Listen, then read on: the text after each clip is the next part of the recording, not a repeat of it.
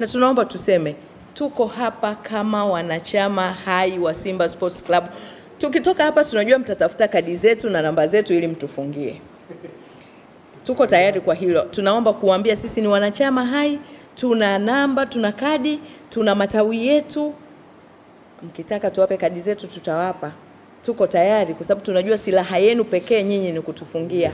Hatuko hapa kwa ajili ya kumdefend Mohamed Dewji. Tuko hapa kwa ajili ya kudai haki yetu ya msingi ambayo tunatakiwa kupewa na klabu yetu. Tunataka ushindi, tunataka furaha. Moja ya ahadi za mwenyekiti zilikuwa nini jamani? Kuifunga Yanga. Moja ya ahadi ya mwenyekiti ilikuwa nini? Kuifunga Yanga. Guys, come on. Ilikuwa ni nini? Mwenyekiti, tunaomba utuambie. Kwa ahadi yako moja tu ulioshindwa kutekeleza unapaswa kutoka. Hilo ni kosa la pili kwa sababu kuifunga Yanga.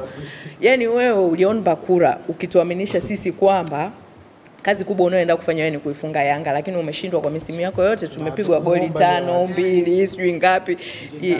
Nje ndani sisi tunapigwa. Alafu mwenyekiti upo na hiyo ilikuwa ahadi yako.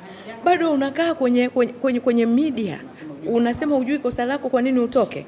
Sisi leo tumekaa hapa kukuainishia makosa yako yanayokufanya utoke. Umetugawa, tumefanya vibaya, hujatimiza ahadi yako. Japo sisi tena kaiahidi mwenyewe. Japo sisi lengo letu hapa sio kuifunga Yanga.